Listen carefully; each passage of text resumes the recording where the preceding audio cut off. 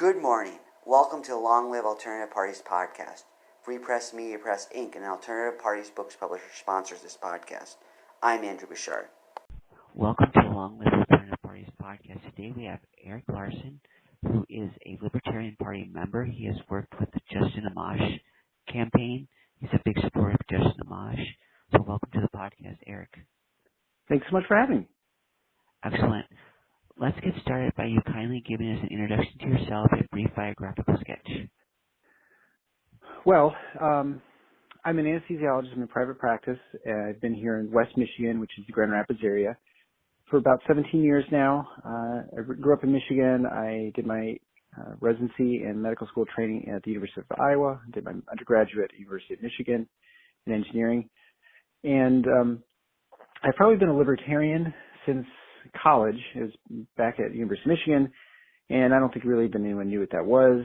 I went to the National Convention in 1996, where we nominated Harry Brown as a delegate for the state of Michigan, and then I went to medical school. And so I've always been a libertarian, whether I've been active in libertarian politics or not, sort of off and on. I was active in the party here in Michigan for a few years after moving back, back in 2004, and I've run for statewide office a couple times for the Board of Regents, which is one of the governing bodies of the University of Michigan. And then I met Justin Amash during basically the Ron Paul campaign in 2007, 2008, and we became fast friends. And so I've been supporting him and helping him, and I was definitely involved in the Republican Party just while he was part of it. And I remember telling my wife that I'll stick with the GOP as long as he's around. And most people I tend to support, especially the third-party candidates, tend not to stick around very long, or people with those principles. But he kept winning, and so I just kept taking the GOP, trying to reform it, I guess, into a more libertarian vision, I guess, while he was there. And then he ultimately left, and I was happy to leave as well. And so I've rejoined and been active again in the Libertarian Party, and I'm actually a lifelong member for the National and the State Party. Excellent. That's interesting stuff. So how does your profession as an anesthesiologist inform your libertarian views?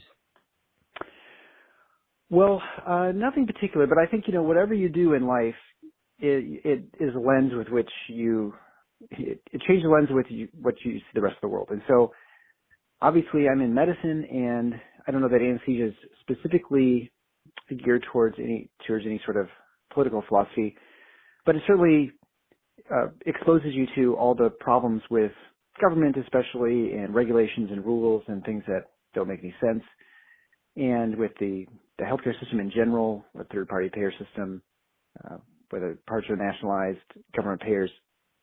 So you certainly see all those aspects of the way things work, I guess, in medicine.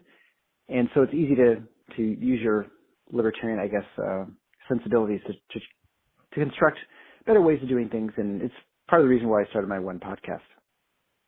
Excellent. Kindly tell our audience what the podcast was about. Right. So actually, I've had two podcasts. The one I think you contacted me about was the Amash Files, which I started with my friend Tyler Grundahl, who also is local, but he's been a friend of Justin Amash's, and we worked on his campaigns. We started that in response to Justin announcing his run for president briefly, to seeking the Libertarian nomination in 2020. The longer run podcast that I have that's still going on is called The Paradox, Paradocs, where I explore the U.S. medical system in, I guess, a libertarian lens, but it's not overtly libertarian. It's also part of the We Are Libertarian network now. And just kind of talk about people who have solutions and problems they recognize in the healthcare system. Obviously, we talked a lot of COVID too, but that's sort of the two approaches, I guess, that are libertarian that I've taken to explain the world in different ways. One obviously very political, and the other more sort of practical, real world sort of experiences. Interesting. So since you're a medical professional, what is your view of COVID? I know most libertarians are strongly against the mandates. I haven't found one that would be in support of the mandates. I found that surprising because it seems to me to be the non-aggression principle with the virus but can you explain how you view that from a libertarian lens? Yeah, this is very complicated. Yeah, I recognize the arguments for libertarian arguments in favor of a mandate, and I think some people dismiss it too quickly. But the classic sort of thing is I'm welcome to swing my fist around in a circle as much as I want until I meet your nose, right? And so the thought is that if I knowingly go around and infect someone or put them in danger or harm them, I guess putting someone in danger probably is not, but it's certainly harming someone, that I'm liable for that, and that is a violation of the non-aggression principle. And so I think when it came to this virus, it was pretty clear early on, and this is maybe a more utilitarian argument against mandates, that this was not it was not a deadly disease in the sense that it was like Ebola, right? It's not like your threat to someone else is so great that you're putting people at really true risk all the time by just your presence if you were, say, infected. And also, from a respiratory standpoint, from the virus, there was never any doubt in my mind, I guess, after probably about April of 2020. And I've talked to this on my show a number of times, especially my friend Dr. David Graham, who's an infectious disease specialist. But we identified very quickly on that this was not going to be something that you could control even if you wanted to. Our expectation at the time was that the vaccine, when it would get developed, we thought it would take longer than it did, but it would not provide a sterilizing immunity for people, meaning it would not stop infections in their track, that you would still get infected, you'd still be able to transmit it at some rate, probably less than if you had not been vaccinated with some antibody protection, but that you would still be able to transmit it. And so therefore it would not be something that would stop the pandemic. It would not be it would not be super helpful to prevent other people from getting harmed. And that'd be the only libertarian argument you can make. Like if you're walking around with a radioactive isotope in your pocket, and anyone who gets within, say, 1,000 feet of you gets a lethal dose of radiation, then I think it's pretty clear to say that what you're doing is harmful. But it's just not like that with infectious diseases, and especially this one. So I don't think there's ever really an argument in favor of mandates for that reason, because I think the bar that you have to set for imposing a mandate, you have to show imminent danger and threat, and I don't think you can. I don't think it was a reasonable assumption at any time. It was just like just kind of a guess or a hope by the administration's public health authorities. And so for that reason, I don't think there's really ever a libertarian argument. And I know generally libertarians just don't like anyone telling them ever what to do. There probably are times when it's not unreasonable, but this was not ever a situation in which it was a reasonable sort of response. So if it was back in the days of the plague, would then a mandate be justifiable under libertarian views? Well, I think that's a good question. I think it just depends on, the actual threat that you carry. And I don't know what that threshold is, but I think, reasonable people can come to an agreement of what it might be. With the plague is more a problem with, mice spreading and stuff like that. So I don't know. I tend to think that it's got to be a very lethal disease. It's got to be one in which the intervention is effective and has been proven effective, or you have every reason to think that it's effective. And the mandate doesn't cover any of these things. And so I think it would be a very unusual situation in which case you could mandate people to. But I think, like someone who has active Ebola, where they're highly contagious if anyone gets nearby them or something like that. I think there are reasonable things you could put on people then. But again, vaccination would assume that the vaccine is an effective treatment. So there are a lot of steps involved in order to make an argument where you force people to do something like that. So I don't know. I mean, I don't discount the possibility that you could have conditions in which you could say it's okay, but I think the bar is set very, very high in order for you to make those assertions. Interesting. I never heard it put that way. So since you ran for the Board of Regents, how did you plan to implement a Libertarian Party vision at the Board of Regents? Well, my stance is pretty simple. It wasn't much different than when I was a student. When I was a student at the University of Michigan, I graduated in 1996. One of the things that was just implemented was the student code, basically the speech code, and that was, there's no ability to defend yourself in any sort of, you're not allowed to see your accusers. It's sort of the beginning of what I think just kind of got reversed recently, and so it's been almost 20 some years later with the Trump administration, where with the Title IX, it's similar to that. And so my feeling back then, which of course now seems kind of quaint, is that you have really free speech, and that what you want is for students to be presented with challenging ideas on campus, and that they are that's no better place where you're equipped with people who have a lot of knowledge, people who have experience and wisdom, those would be your professors and graduate students, that you could actually have a very healthy marketplace of ideas on the university campus. That's where you should kind of work these things out. And also the expectation that you're going to be presented with these ideas and these challenging opinions when you leave the real world to people who are, didn't have the opportunity to maybe talk about those things in universities or whatever. But you can't coddle kids. And that was I felt that way back in, I guess when I first ran in 2006 for Board of Regents.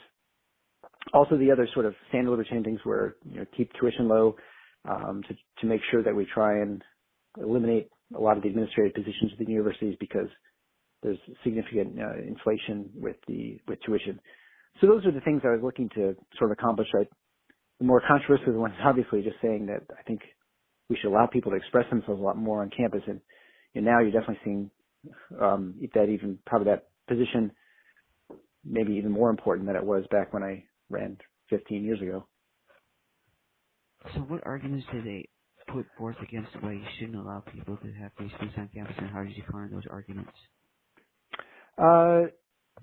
Well, really, as a third-party candidate, people just tend not to bother responding to you, so I didn't get a whole lot of responses in general. I think when you talk to people who are serious who will combat those ideas and say there are some ideas that are so dangerous that we can't allow them to be expressed, and it can cause significant harm. People could be traumatic. I don't personally understand a lot of those claims in the sense that I don't think for one thing you can successfully suppress any idea. I think we've definitely seen that especially the internet. It's stifling speech only causes that speech to become more alluring to people, and if people stop engaging with it, then it becomes more credible in the sense that there's not the counter arguments against language. Just saying, well, that's so that viewpoint is so off the realm of reasonableness that we're not even going to address it. Well, now you have no effective arguments against whatever that idea may be, and so I think that's why I think it's important for kids, especially who are learning how the world works, and to be presented with whatever the ideas were, whether it's Marxism or capitalism or fascism or whatever it might be, that we need to address those and debate them and have a robust debate, because that's, again, the best place where you have to gather information, you have the time to do that.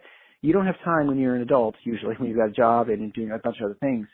You have the time to sort of work those things out. And so there's no better time than a university, a place of higher learning, where you are supposed to be addressing ideas. And so I think that concern about how people get their feelings hurt or whatever is not one that we should worry that much about. It's certainly one that if people have those problems, they need to either figure them out how to get by, because in the world you will be presented with those ideas. And if not, then you certainly don't have to engage in those ideas. This university, it's easy to avoid debates and hard discussions if you'd like to. So here's a question for you. Gel Biafra, the lead singer of the Dead Kennedys and the spoken word artist, talks about how back in earlier times the censorship came from the right, but now it's coming from the left, as he sees it, and he's leftist himself. So where do you see the censorship coming from when you were in school? I think that's a really good question, and I think the notion that it is a left-wing or right-wing problem of censorship is probably not accurate. I kind of think that censorship comes from people who hold power and who want to maintain power by stifling dissent or, I guess, viewpoints other than what they hold. And so right now, the left is clearly the dominant cultural and force within government. And so most of the censorship feels like it's coming from the left. And I think it is. I think it actually is. But when I was a kid, way back in the Stone Ages, there was definitely plenty of censorship from the right, but there was also censorship from the left. The political correctness movement started in the 90s, that was not started by the right wing. That was people basically on the left who were forcing certain discussions, words you could use, types of terms you use for people. The right wing definitely had censorship at the time too, and you saw that with record labels that were under assault in Congress by both the right and the left, but generally the right, on lyrics and for music and things like that. And you know, Dungeons and Dragons. There's definitely forces within the right that are authoritarian. But I tend to think that if the right suddenly had more power, that the censorship would then come from the right on, you know, whatever the issue might be. Okay, interesting. So since you worked for the Harry Brown campaign, can you kindly tell us what that was like and what you learned from the experience? Yeah, Harry Brown was a fantastic communicator. He was a guy who really knew how to sell. And I think that was underappreciated by me at the time. I was, you know, maybe 22 years old. And so I didn't really appreciate the ability that he had to communicate the libertarian principle and to sort of boil it down to an easy soundbite. Because honestly, as a libertarian, that's really all you have time. Any third party candidate, you don't have a lot of time in front of anyone to make your argument. So I think, you know, the big thing I learned is that even though this guy's a great communicator and has great lines and stuff, the ability to get in front of voters is really, really challenging if you're not at one of the major parties. And, you know, the older parties do a great job of keeping you off the ballot or making it extremely difficult to get on. They prevent your exposure. They can manipulate, and that makes it sound more nefarious than it is, but they can certainly punish people in the media for covering people who are not one of the major parties, and you know, so by limiting access later, and so there's definitely a disincentive to covering that within the media, and so it's just harder getting your message out. And I think that was the biggest thing I learned, is that it's really, really challenging as one of the newer parties to really get your message out and to effectively spread it. Because I think in many ways there are lots of those parties I think would be much more popular if people were to believe, if they were people to recognize that they were good ideas, but also that it was a legitimate, there's a chance of success. And right now there's not. And so it's the chicken and the egg problem with the two parties, that there's a low chance of success, but also, and so then it's not covered, but it's not covered because there's a low chance of success. So I'm not sure which one you can fix to fix the other one. I think they kind of have to go hand in hand somehow. All right. So how can our audience, whether they live in Michigan or elsewhere, support you? Well, I think the best thing to do is you can come and visit my website with my podcast and listen in, because I think even if you're not interested in healthcare, there are a lot of things that are healthcare that are related to you, because just about everybody at some point in life, or many times in lives, are patients, and you recognize there's something just kind of wrong in medicine, and what's the problem? And so we talk about a lot of the problems that you may know about and ones you might not know about, whether it's pharmacy benefit managers, group purchasing organizations, hospitalizations, third-party healthcare, et cetera.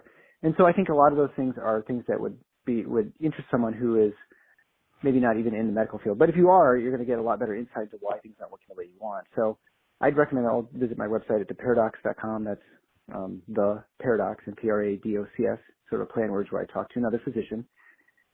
And that's a good place to start. You can also follow me on Twitter or something, I suppose. But Paradox.com and listening to the Paradox podcast, subscribing to it. It's free. It's probably a great way to start. And hopefully, if Justin gets involved in politics again, maybe we'll start the Amash Files podcast again. We'll see. All right. Sounds excellent. So thank you, Eric, for coming on the podcast today and talking about your views and your background. Well, I appreciate it. Thanks so much for having me on. All right. All the best to you.